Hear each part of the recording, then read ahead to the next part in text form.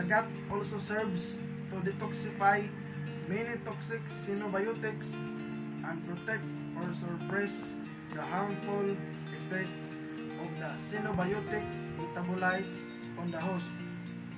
Examples of such metabolized drugs, additives that are degraded by microflora include digoxin, ethyl-bisterol, estrogens, cyclamate, asulfidine, 3,4-dihydroxyphenylalanine,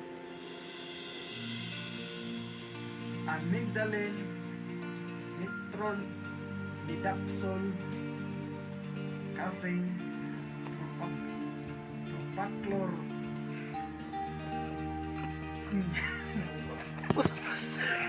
by interaction with SFS receptors, dol derivatives, and polyamines from digested food.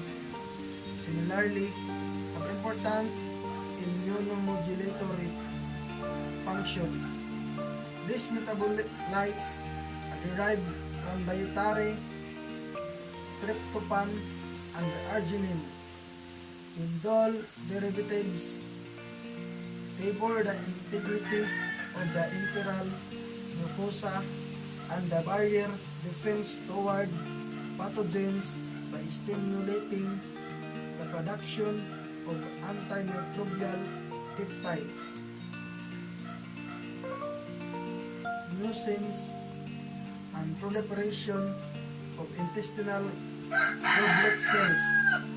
Polyamines such as putrescine, spermidine, and spermine often import roles in gene expression and proliferation. They enhance the development and maintenance of the intestinal mucosa and resident immune cells.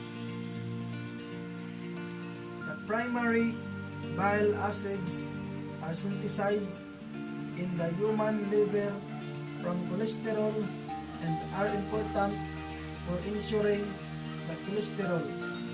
Dietary fats and fat-soluble vitamins from the small intestine are soluble and absorbable. Primary bile acids are conjugated to glycine in humans and are taken up in the ileum for transport to the liver.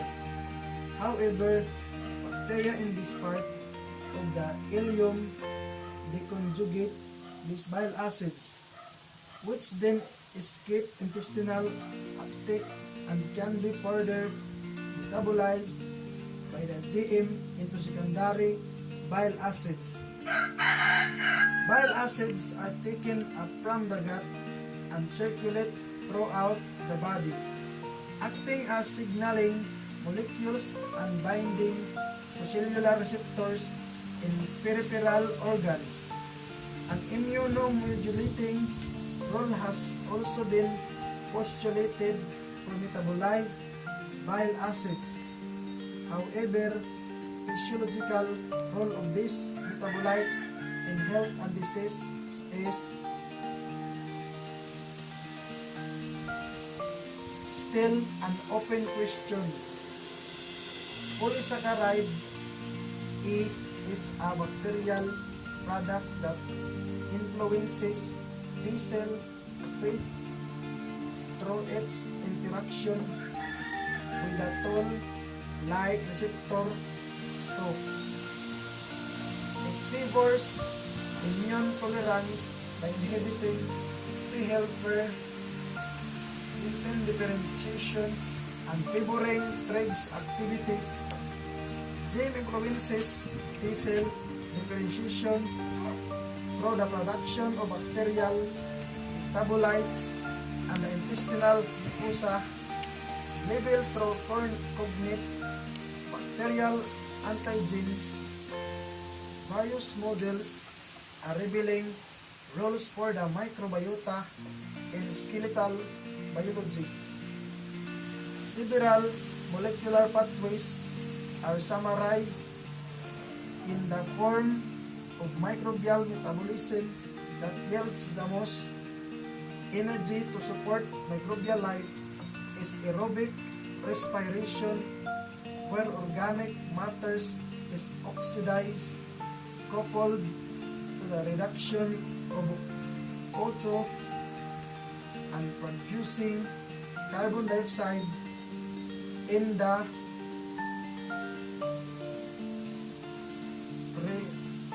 presence of aerobic conditions and appropriate nutrients.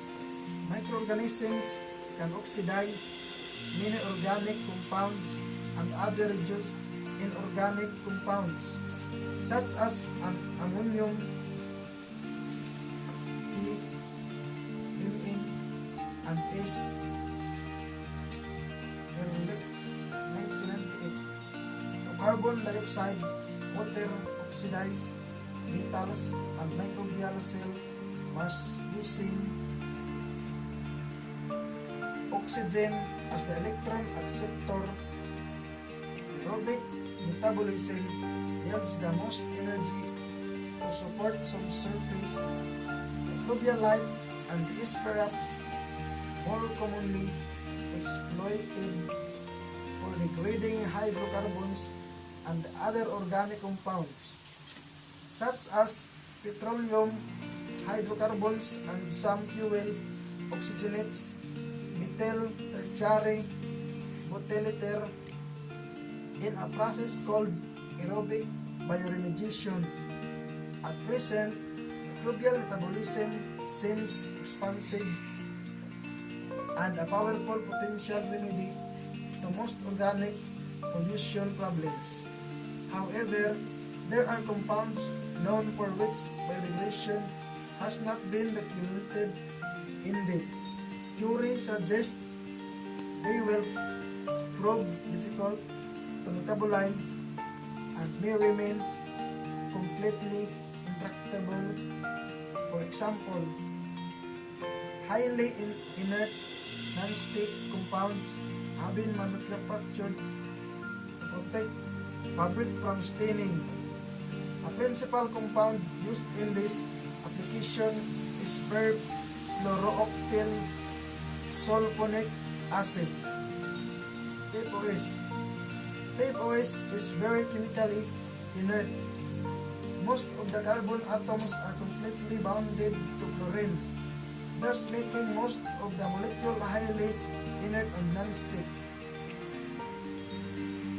Will these reactions only be discovered randomly by defining known and unknown functional group biochemistry?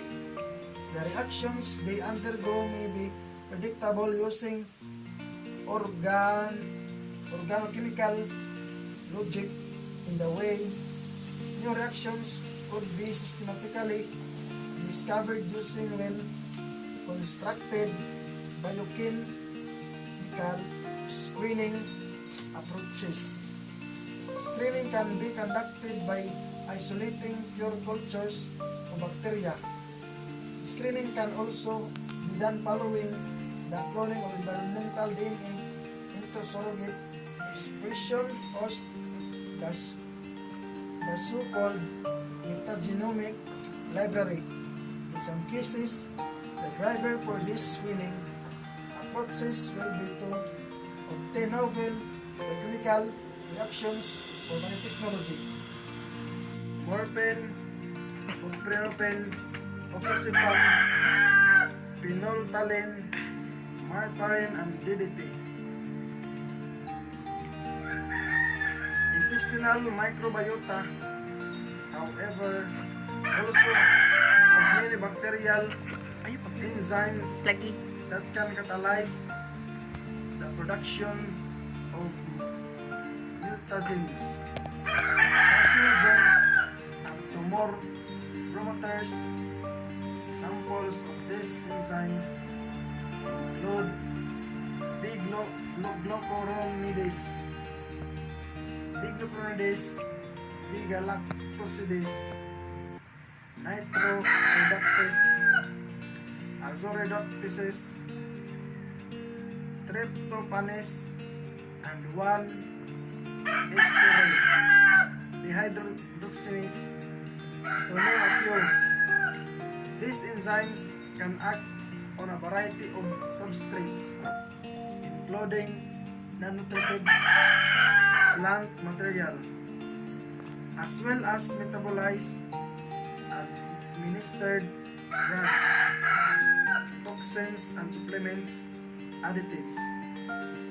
Some examples of substrates that are acted upon by gut microfloral enzymes to become mutagenic include cycacin, a plant-derived biglocosidase, carcinogenic, 2-nitrofluorine, trypan, blue, tryptophan, and dimethylamine. Products of microbial metabolism signal the host and influence metabolism. Butyrate is particularly important as an energy substrate for cellular metabolism in the colonic epithelium, whereas acetate and propionate are taken up by the liver and used as substrates for lipogenesis and gluconeogenesis.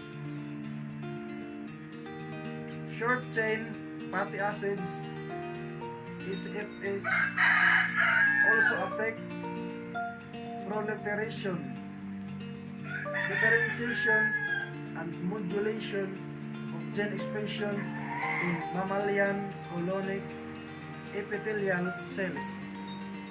Acting as a potent histone deacetylase inhibitor, butyrate may regulate the mammalian transcriptome.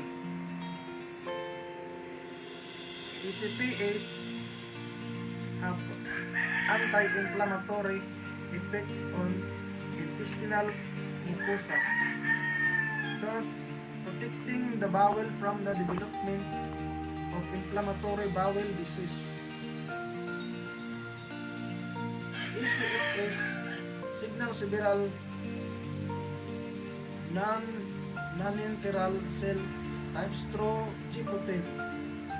Common receptors and the signal between GM and the immune system is fundamental to regulate the homeostasis and to maintain the balance between immune tolerance to commensal bacteria and immunity to pathogens.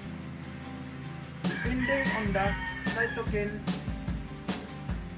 milieu interaction between SFA and their receptors influences T-cell differentiation not only toward T-regulatory cells